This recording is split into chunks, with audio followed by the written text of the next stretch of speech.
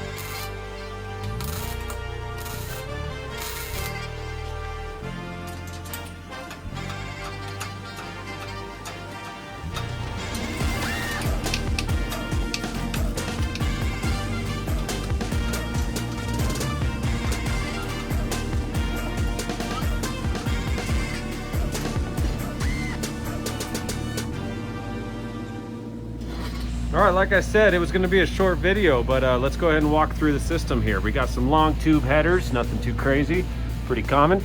Here's what you saw me weld. I basically was attaching these pipes over the cross member, which I basically just had to clock it. I cut up some exhaust and just clocked it, and then kind of went from there. I'm going to grind down these welds and clean them up like I did back here. Here is the only part of the system I actually cut, and as you can see, some of the marks here. I'm going to be cleaning this all up. Maybe someday I'll go stainless, but I cut these mufflers off. They're Flowmasters, I think 44s. I don't know, they have a decent rumble to them. I cut it right here, and I cut where you see the cross member is, and I basically just fit the three pieces together. But let's show you how we went over the rear end.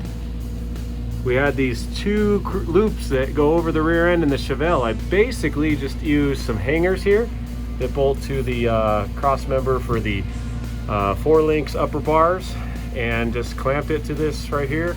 Otherwise everything is welded. There's no clamps holding this exhaust other than the hangers. So basically we fed this over and then welded it to the main pipe. But as you go over, you can see we just have a nice chrome tip. It bolts to the back here. I have an old hanger just laying around. I should have probably painted it, but I guess I'm being a little lazy. I thought some subtle chrome tips would be good. So yeah, this is what I did on both sides. Pretty pleased with it. And yeah, so let's go ahead and hear how she sounds.